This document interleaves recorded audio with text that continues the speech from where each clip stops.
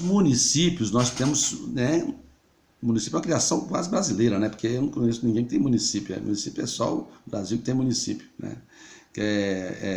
Você tem o governo central, os estados da federação, mas não tem município. Aqui nós temos as províncias, mas aí é uma discussão que eu não vou entrar agora. O mais importante é auto-organização, auto-administração, auto-legislação. Mesmo critério, obedecendo o princípio da simetria. Você tem a União, Estado da Federação e os 5.700 municípios com a lei orgânica do município. Não é bicameral, é uma Câmara, assim como no Estado da Federação, né?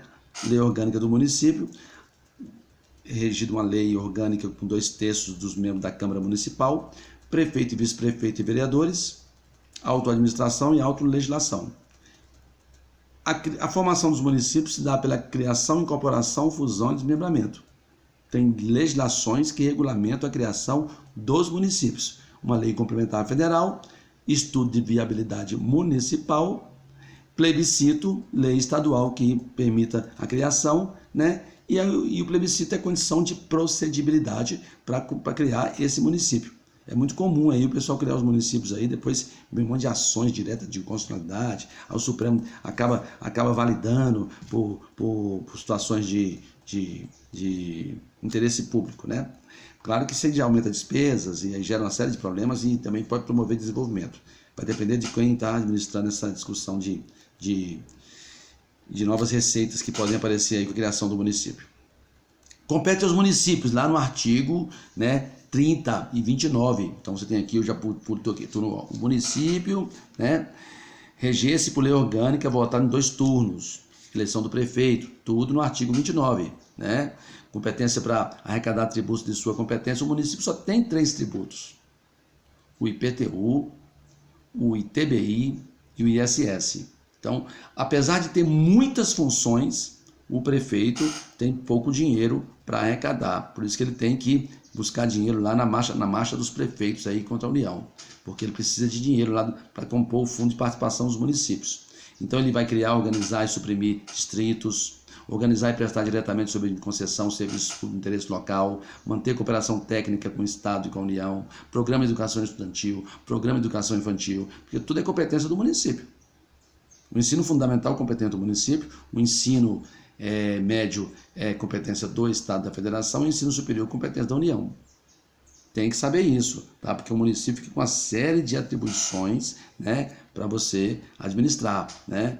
A competência do patrimônio, a proteção do patrimônio histórico. Aí tem a competência legislativa, expressa no artigo 29, auto-organização através da lei orgânica. Organizou o município. Beleza, o interesse local, artigo 30, as peculiaridades íncitas à localidade. Não tem como você errar isso aí. A suplementar, artigo 30, suplementação da legislação federal, estadual, no que couber. Plano diretor, o PDOT. Quem organiza o que é rural e o que é urbano é o Plano Diretor de Ordenamento Territorial Rural. Desculpa, PDOT, Plano de Ordenamento Territorial.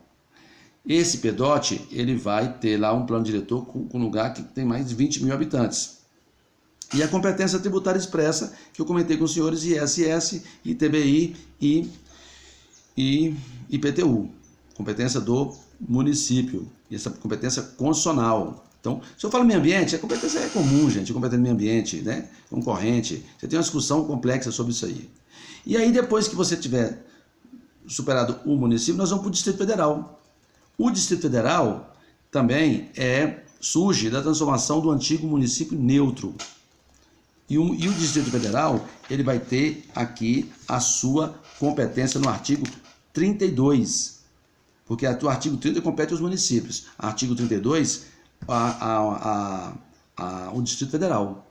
Então você vem aí para o Distrito Federal, né, onde é a capital, demarcada a futura capital do país, lá em 21 de abril de 1960, essa discussão já estava lá na Constituição de 1891, né? O mais importante é que ele é uma unidade federada, ele tem as competências do Estado da Federação, não esqueçam disso. Auto-organização no artigo 32, autogoverno no artigo 32, parágrafo 2º e 3º, auto-administração e auto-legislação. Mas é muito interessante que ele se assemelha exatamente como o Estado da Federação. Então, as competências estaduais estão nas competências do Distrito Federal.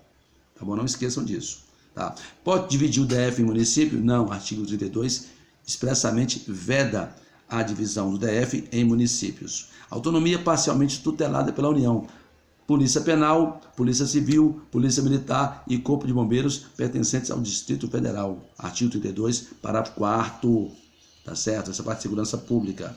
Então, transferiu para a União, para o DF, a atribuição de organizar a Defensoria Pública do Distrito Federal. Então, a Defensoria Pública é organizada pelo Distrito Federal. Tá? Então, você tem a competência do DF comum legislativa, do artigo 23. Volto para o artigo 23. Essas competências comuns que a União faz junto com os estados, está também na competência do Distrito Federal. É competência comum da União, dos estados, DF e dos municípios. É essa competência aqui comum do artigo 23. Então, por exemplo, posso citar uma aqui: proteger o meio ambiente, competência do Distrito Federal. Preservar a floresta, fauna e flora, competência do Distrito Federal. Fomentar a produção agropecuária e organizar abastecimento de alimentos, a competência do Distrito Federal, juntamente com os estados, municípios e União. As competências legislativas, expressa no artigo 32, elaboração da lei orgânica do Distrito Federal, né? Daqui a pouco a gente continua, para o vídeo não ficar muito longo, daqui a pouco a gente encerrar o nosso curso.